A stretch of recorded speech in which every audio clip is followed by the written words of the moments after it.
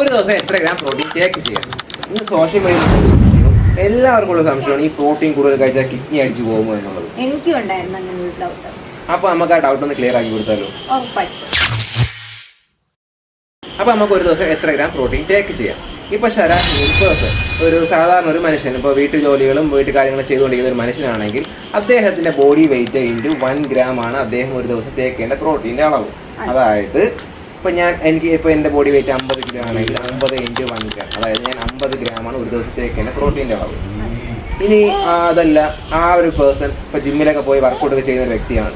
ആ വർക്കൗട്ട് ചെയ്യുന്ന വ്യക്തി അദ്ദേഹം ഒരു ബിഗിനറായിട്ടാണ് ജിമ്മിൽ പോകുന്നതെങ്കിൽ ബിഗിനറായിട്ട് ജിമ്മിൽ പോയിട്ട് ചെറിയ ചെറിയ വാമപ്പ് സെക്ഷൻസ് എല്ലാം ചെയ്യുന്ന ഒരു വ്യക്തിയാണ്. അപ്പം അങ്ങനെ ഒരു സെക്ഷനുള്ള അങ്ങനെയൊക്കെ ചെയ്യുന്ന ഒരു വ്യക്തിയാണെങ്കിൽ ആ വ്യക്തി എടുക്കുന്ന പ്രോട്ടീൻ അളവെന്ന് വെച്ചാൽ അദ്ദേഹത്തിൻ്റെ ബോഡി വെയിറ്റ് ഇൻറ്റു 1.5 ഗ്രാമാണ്. അതായത് ആ 50 കിലോ ഇൻറ്റു 1.5 ഗ്രാം. അപ്പോൾ കിട്ടുന്ന ഒരു ആൻസറാണ് ഒരു ദിവസം ടേക്ക് ചെയ്യുന്ന പ്രോട്ടീൻ്റെ അളവ്. ഇനി അത് ഇന്റൻസിറ്റിക്ക് മുമ്പ് ഇതിനിടയിൽ മറ്റൊരു മേഖലകളുണ്ട്, ഇന്റർമീഡിയറ്റ് എന്ന് പറയും. അത് ബിഗിനർ കഴിഞ്ഞ് അടുത്ത ഇന്റർമീഡിയറ്റ് കഴിഞ്ഞാൽ അഡ്വാൻസ് ലെവലിലോട്ട് വരണം. അപ്പോൾ ഈ ഇന്റർമീഡിയറ്റ് ലെവൽ എന്ന് പറയുമ്പോൾ കുറച്ചുകൂടെ അദ്ദേഹം ഈ വാമ്പ് സെക്ഷൻ എല്ലാം പഠിച്ച് വന്നതിന് ശേഷം കുറച്ച് ചെറിയ ചെറിയ വെയിറ്റ് ഒക്കെ എടുത്ത് തുടങ്ങും. അപ്പോൾ ഈ വെയിറ്റ് ഒക്കെ എടുത്ത് തുടങ്ങുമ്പോൾ നമ്മൾ മസിലിന് ഡാമേജ് ഉണ്ടായി, മസിലിനെ റിപ്പയർ ചെയ്യണം, അതുപോലെ ബോഡിക്ക് കുറച്ച് ന്യൂട്രീഷൻ ആവശ്യമുണ്ട്. അപ്പോൾ അങ്ങനെയൊക്കെ വരുമ്പോൾ കുറച്ചുകൂടെ പ്രോട്ടീൻ്റെ അളവ് കൂട്ടേണ്ടി വരും. അപ്പോൾ അങ്ങനെ പ്രോട്ടീൻ്റെ അളവ് കൂട്ടുമ്പോൾ ആ അദ്ദേഹത്തിൻ്റെ ബോഡി വെയിറ്റ് കഴിഞ്ഞിട്ട് 2 ഗ്രാം വെച്ച് എടുക്കേണ്ടി വരും. അപ്പോൾ 50 കിലോ ഉള്ള ആളാണെങ്കിൽ 2 ഗ്രാം എടുക്കണം. അപ്പോൾ 50 ഇൻറ്റു 2 ആകുമ്പോൾ 100 ഗ്രാം ഒരു ദിവസം ടേക്ക് ചെയ്യേണ്ടി വരുന്ന അവസ്ഥ ഉണ്ടാവും. ഇനി അതല്ല, ഇപ്പോൾ നീ പറഞ്ഞതുപോലെ തന്നെ അദ്ദേഹം ജിമ്മിലൊക്കെ പോയി നല്ല ആക്റ്റീവായ ഒരു പേഴ്സണായി ഇപ്പോൾ ഡെഡ് ലിഫ്റ്റ് ചെയ്യുന്നു, സ്ക്വാട്ട് ചെയ്യുന്നു, ചെസ്റ്റ് പ്രസ് വെയിറ്റ് ഒക്കെ ഇട്ട് നല്ല രീതിയിൽ വെയിറ്റ് ഒക്കെ ഇട്ട് ഇൻറ്റൻസിറ്റി വർക്കൗട്ട് ചെയ്യുകയാണ്, അതുപോലെ ഹിറ്റ് വർക്കൗട്ടൊക്കെ ചെയ്യുകയാണ്. അപ്പോൾ അങ്ങനെയുള്ള ഒരു പേഴ്സൺ ആണെങ്കിൽ ഒരു ദിവസം 2.5 ഗ്രാം ഒരു ദിവസം ടേക്ക് ചെയ്യണം. അതായത് ബോഡി വെയിറ്റ് ഇൻറ്റു 2.5 ഗ്രാം. അപ്പോൾ ആ കിട്ടുന്ന ആൻസർ ഒരു ദിവസം ടേക്ക് ചെയ്താൽ അദ്ദേഹത്തിനുള്ള ആ ഒരു മാക്രോ ന്യൂട്രീഷൻ്റെ പ്രോട്ടീൻ കറക്റ്റ് ആവുള്ളൂ. ഓക്കെ, അപ്പോൾ ഇങ്ങനെ നമ്മൾ ശരിയായ രീതിയിൽ നമ്മൾ ടേക്ക് ചെയ്യുകയാണെങ്കിൽ നമുക്ക് ഒരു പ്രശ്നം ഉണ്ടാവില്ല. ഇത് അളവിൽ കൂടുതൽ വരുമ്പോഴാണ് ഈ പ്രശ്നങ്ങൾ ഉണ്ടാകുന്നത്. അളവിൽ കൂടുതൽ എങ്ങനെ വരും? അളവിൽ കൂടുതൽ ഇപ്പോൾ നമ്മളിപ്പോൾ പ്രൊഫഷണൽ ബോഡി ബിൽഡേഴ്സ് ഒക്കെ ഉണ്ട്. ഈ പ്രൊഫഷണൽ ബോഡി ബിൽഡേഴ്സ് എന്ന് വെച്ചാൽ അവരെടുക്കുന്ന പ്രോട്ടീൻ അളവെന്ന് വെച്ചാൽ അവരുടെ ബോഡി വെയിറ്റ് 3.5 ഗ്രാം.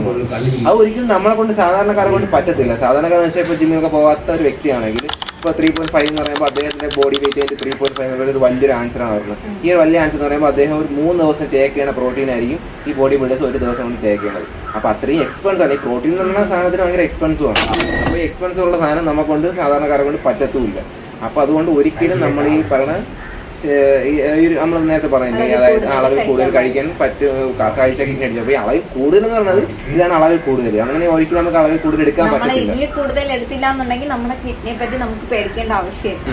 അപ്പൊ നമ്മള് കറക്റ്റ് ആയപ്പോൾ നമ്മൾ നേരത്തെ പറഞ്ഞ ഒരു കാൽക്കുലേഷൻ രീതിയിൽ കറക്റ്റായ രീതിയിലാണ് നമ്മൾ പ്രോട്ടീൻ ടേക്ക് ചെയ്യണമെങ്കിൽ നമുക്ക് ഒരു പ്രശ്നം ഉണ്ടാവത്തില്ല.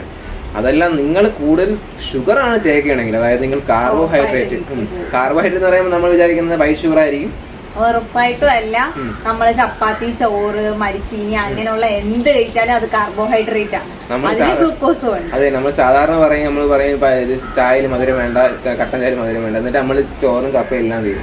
പക്ഷെ യഥാർത്ഥത്തിൽ ഷുഗർ എന്ന് പറയുന്നത് നമ്മൾ കഴിക്കുന്ന സാധനം ബ്രേക്ക് ഡൗൺ ആകുമ്പോൾ ഷുഗർ ആവുന്ന എന്തും ഷുഗർ തന്നെയാണ്. അതായത് കാർബോഹൈഡ്രേറ്റ് തന്നെയാണ് ഷുഗർ. അപ്പോൾ കാർബോഹൈഡ്രേറ്റ് അളവ് നിങ്ങൾ കുറച്ചിട്ട് നിങ്ങൾ നോർമൽ നല്ല രീതിയിൽ എക്സസൈസ് ചെയ്യുക, വർക്കൗട്ട് ചെയ്യുക, നിങ്ങൾ ഇതുപോലെ നല്ല പ്രോട്ടീൻസ് ടേക്ക് ചെയ്ത് ഹെൽത്തി ആയിട്ടിരിക്കുക.